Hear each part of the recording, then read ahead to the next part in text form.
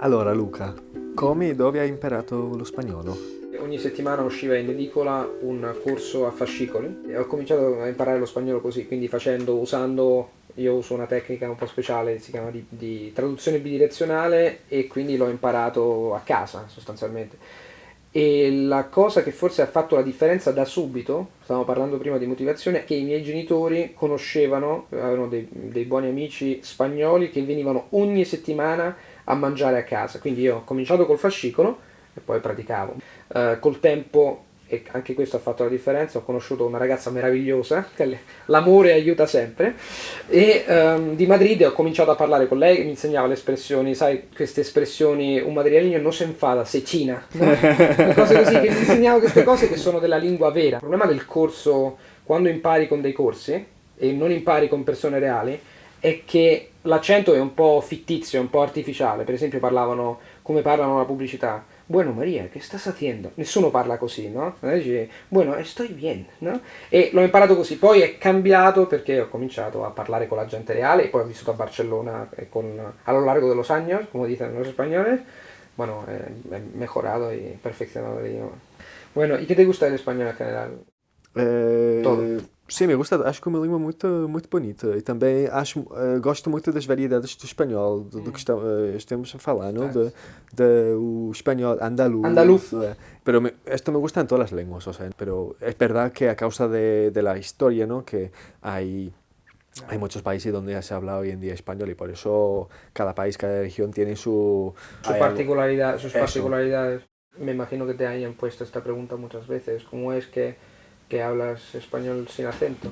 Also ich glaube, für mich ist es immer, ich mache gern nach. Es ist ein bisschen so wie das Schauspielen. Also du hörst, wie jemand spricht und dann versuchst du quasi also beim Lernprozess, du hörst zu, du merkst dir, er sagt,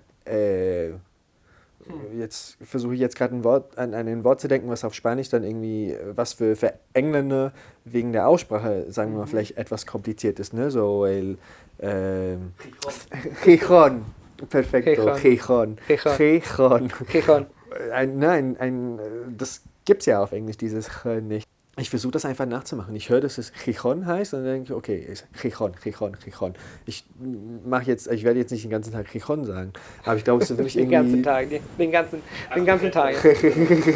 Also, aber ich werde dir die Frage wieder stellen. Glaubst du eigentlich, dass du eine Begabung, das ist ja, ich bin direkt, ja? Ich spreche auf Deutsch, muss direkt sein. Also ich glaube, es gibt für Menschen, die sehr gern und sehr leicht Sprachen lernen. Also ich glaube, es gibt eine gewisse Begabung.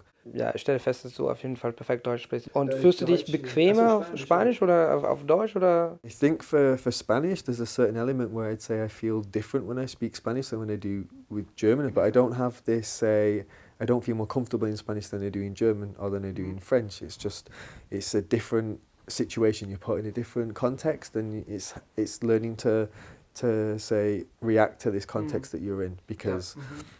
Aber da du in Berlin jetzt wohnst, kriegst du die Möglichkeit, Spanisch regelmäßig auf jeden jeden Tag Fall, zu sprechen? Ja. Hier auf allgemein? Arbeit, auch in der Uni. Heutzutage, ja. Also ich habe auch an der Uni unterrichtet, da habe ich auch Spanisch unterrichtet. Und am besten ist es immer für mich, die Sprache miteinander zu verbinden. Also an der Uni habe ich zum Beispiel Übersetzungswissenschaft unterrichtet und Spanisch-Englisch. Wie man aus dem Spanischen ins Englische übersetzt und umgekehrt. Und das ist das Geheimnis in Anführungszeichen der Polyglotten. Es ist einfach eine Frage der Übung und der täglichen Übung. Wenn du die Möglichkeit hast, viele Sprachen täglich zu sprechen, dann wirst du sie nicht vergessen. Das ist ja ganz normal. Claro, tienes que saber cómo adaptarte, ¿no? A la realidad. O sea, si estás en casa, puedes escuchar algo en español durante 10 minutos, o sea, mientras que estás preparando la tortilla, ¿no? Dein Lebensstil, la tortilla. y eso de... Yo soy italiano, entonces para mí el español a lo mejor me resulta más fácil, pero a lo mejor no es. Va para ti como angloparlante. Pues sí, es algo diferente, ¿no? Pero me gusta siempre ver los enlaces. O sea, si me doy cuenta de que en español se dice independencia. Bueno, no, vamos a escoger otra palabra porque si estamos hablando de este catalán y joder, me va a decir que soy un... No, la palabra... Democracia. Vale, democracia. Vale. Democracia, es más fácil. Sí, democracia. Democracia o estación, me doy cuenta de que en français c'est pas la même chose parce que station c'est pas station, c'est gare. Pero en inglés es station, democracy. a lot of words come from Latin in English. Definitely. And so in Without a English, doubt. it's an extremely rich language because sometimes you have the Anglo-Saxon version and then you have the version coming from Latin, for example, for animals and stuff. Definitely. So you have a lot of words in common with Latin, I would say. That's so true. So Exactly. that helps. Exactly, because Spanish came from Latin. Then you see, as I was saying, like with station, that you see that there's so many links, and there's so many links that people aren't aware of, and you say, "Oh, Spanish is so difficult," and then you read a sentence, and it's like, "La proclamación de la independencia." Democracia. No, Eso. not again. Yeah. Not again. Not democracia again. Democratization, democratización, democratización, democratización. You got 4 words. You can learn 4 languages at the same time. Definitely. So it's very tantalizing. You think of it, to entice people to learn more languages, that once you get one language, okay, so this is a little bit delicate because people think, this is another common thought, that if the more languages you learn, the easier it gets. It's true up to a certain point, because now that I'm learning Japanese, I just figured out that Japanese is another world.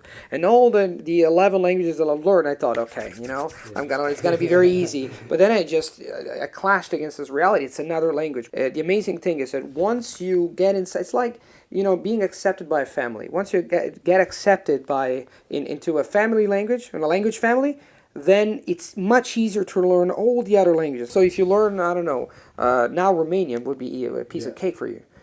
Like, I'm not saying you're going to learn in a couple of days, but just starting speaking. I think we should do it together. We should do it together. That's a challenge. Really, yeah.